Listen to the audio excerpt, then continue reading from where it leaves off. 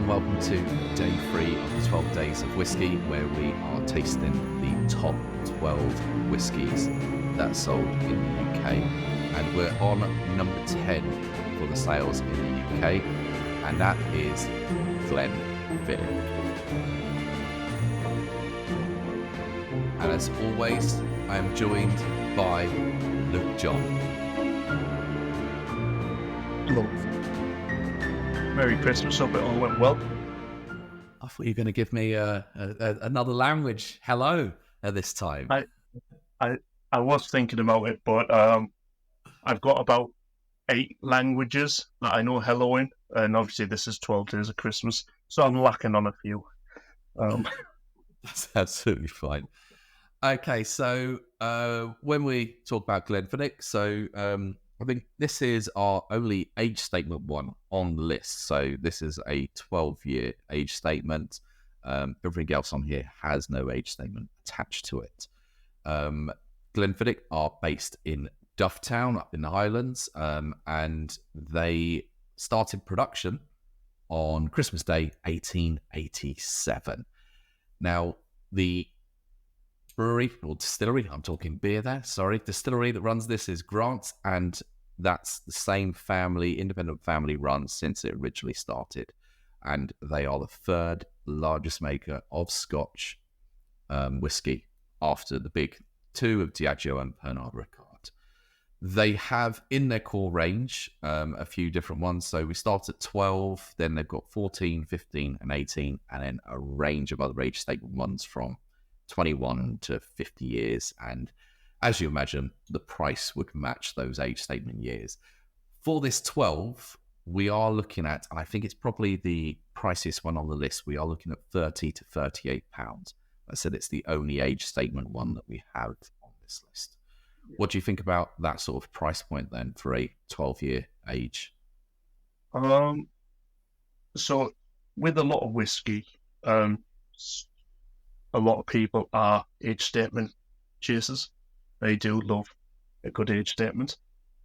Prices within the whiskey world have almost doubled. I mean, some have gone well above inflation. This is kind of where it's expected to be, roughly. But it's still gone up massively. It's kind of almost doubled in price in a few years. So, but I'm happy because it is a 12-year-old. And after yesterday's red label, it's kind of a little bit of a change, a little bit of a difference.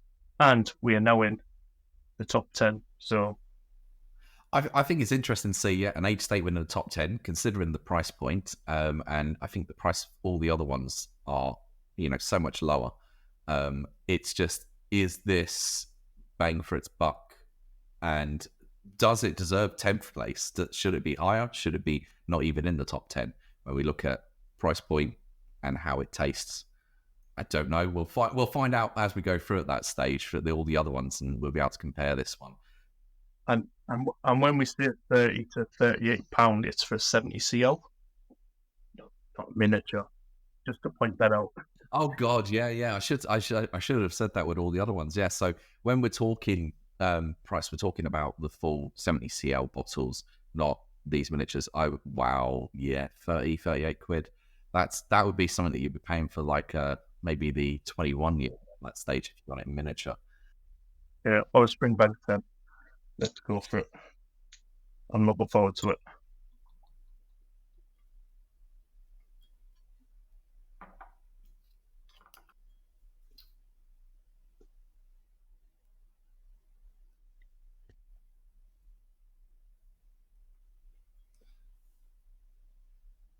Again, on that colour, that it doesn't feel like maybe it's coming up on camera, but I would hazard to guess that it's very similar to the Johnny Walker colour. I feel it's very, very light in colour, so it just means the oak has only imparted a certain amount on it, unlike what we'll see. But the bourbons are always going to be darker, I feel, at this stage.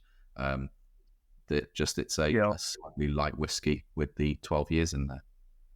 if I was kind of to describe this one, I would say like a diluted apple juice. That sounds so Um, appetizing. yeah.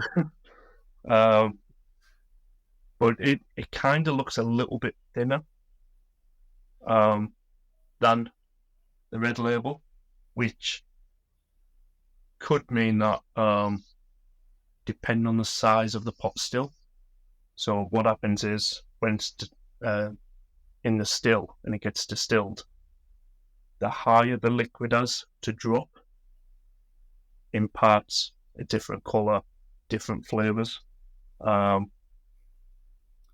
Just a little bit of knowledge there. No, but that's with all distilleries, isn't it? They've all got unique distills, and how those are set up are that creates the flavors. Even the dents and knocks that it's had over the centuries, they all lead to it being different and creating those flavors. Well, that's what they've told me on previous visits. They say, everything gets down to all these unique elements inside still, and that makes what we're gonna expect. All right, I'm interested. Let's get into the nose on this one.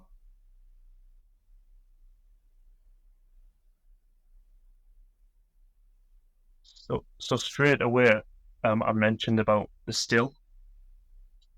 There's floral notes. Now you tend to get a lot more floral notes in whiskey through that distilling process, and this has kind of got a lovely floral, kind of a grainy aroma to it. Oh, I agree. Yeah, that floral. I'm picking up. Obviously, you're going to get like a bit of sweet oak off it. I'm getting, but it is floral, and I'm going to be interested in if that powers through into the flavor or whether it's taken over by some of the other elements, because nose doesn't always lead to flavor. Yeah, and there's kind of a slight honeyness. And I'm kind of picking up like a malty, like a very slight, but it's kind of like a malted loaf, like a wheat malt, not a sweet malt, but yeah, I'm excited to dig into it. Yeah, well, only age statement one on the list, so of course we're excited. All right, cheers to you and everyone else out there. Cheers.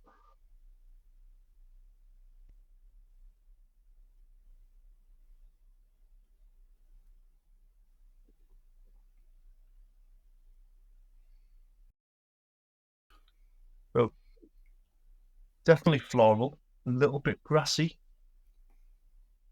slight grassiness to it. Yeah, the grassy notes, the floral is just, for me, it's very, very delicate. I'm getting sweetness like from some sort of caramel element coming through for me. And then obviously it's kind of like a butterscotch. Yeah, that could be more along the lines, butterscotch.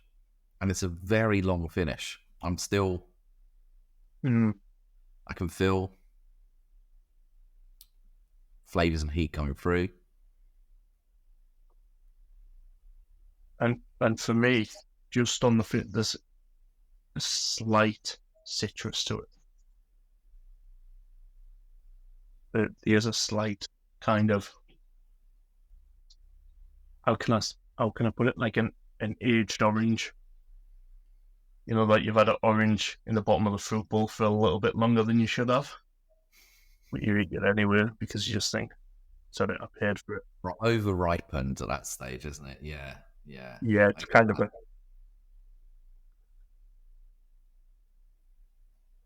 I mean, that is, for me, no offense, that is the longest finish so far. I think that's longer than the Jim Beam, which was very peppery. I've still got flavor there from it. in my mouth at right now before I take my second swig. I've got a bit of oak, and I feel there's like some cinnamon elements in there. It's just the sweetness. There's a sweetness, and I feel that there's, the way I look at it is apple pie with some cinnamon. This doesn't have the apple, but it's got that sweetness with cinnamon on top. But it is, as you say, like butterscotch with something on it. Yeah, it's kind of, I don't know if you'll know, but it's like a caraway seed. So if you ever had like a caraway seed in a curry, it kind of pops with a sweet, peppery taste to it, and that's kind of what I'm getting. I mean, the finish, it's kind of mouth-watering. It's a wet finish. The Jim Beam, very dry.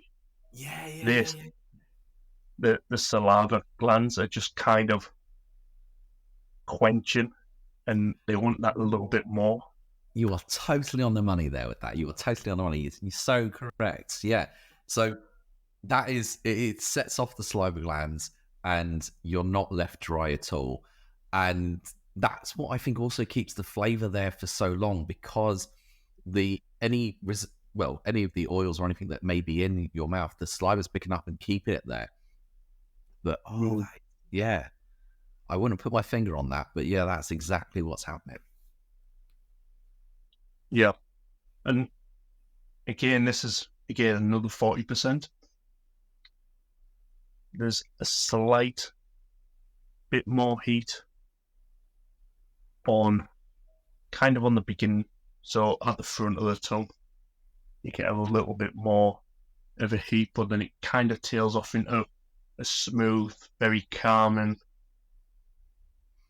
And I think that's because the saliva glands, your mouth's now moist, and it's really toning that down. I said I was looking forward to it, and yeah, I mean, to be honest, you can't go wrong with the Glenfiddich 12, to be honest. I know that. Set your appetite off that way. Yeah, with the, I know we're comparing to Jim Beam because we've had that before, and that was sort of the marker as number 12 in how it was. It was dry. There was the heat sort of around the, I said Adam's apple, but throat area. This, you're right, there's a bit of heat, but it's only in the mouth. I don't feel it translates into on your throat at all. The heat does not get that far. It's warming in a way, and it certainly gets the mouth going with all the flavors in there. I like it. I like it. I can see why it's number 10.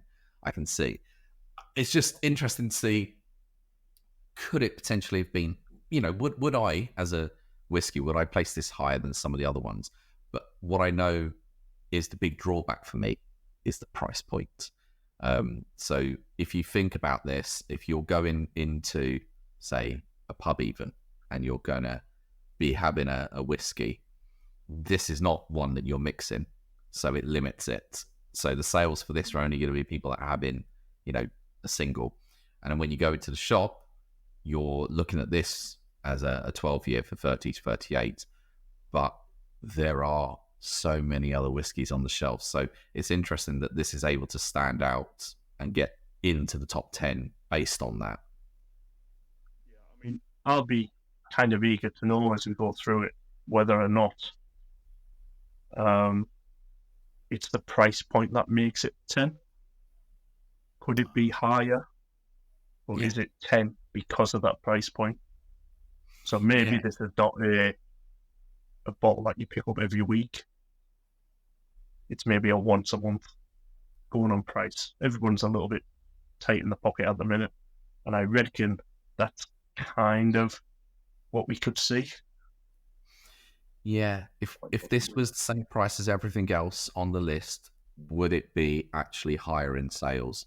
And does it deserve to be higher overall based on its flavor compared to some of the others? I've got them all here, and that's why I'm looking down. I've got them all laid out in front of me, and I'm looking at them, and I'm like, well, yeah, when I'm looking at what's ahead, I think there's 3 others that may challenge in the sense of saying how they are compared to it, and then the price point, considering they're all lower, I believe, in price. But Glenfiddich, I like it. I mean, there are other age statement ones that are good as well to try.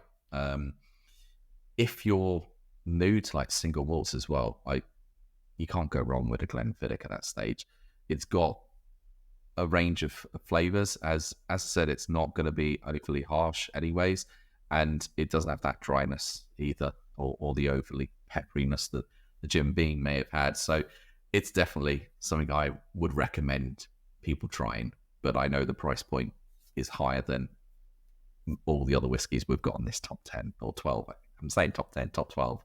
It's in the top 10.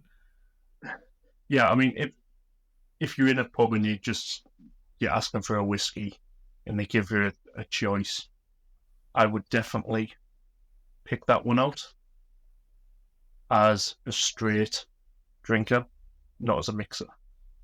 Because those floral notes, which are very fragile and very subtle, you will lose completely with a mixer. I agree. It'd be interesting actually afterwards going through some of these and sort of, I'm not saying mix them or anything, but just picking out which ones are good as standalone individual on their own, on ones that probably be better when they're mixed with something. But that's perhaps, might do that as an additional day, certainly at the end, where we do a summary of it all and just talk about it. But yeah, that is Glenfiddich 12, and that is us into the top 10. Tomorrow it's day 9. We'll see you there, guys. Take care. Sayonara.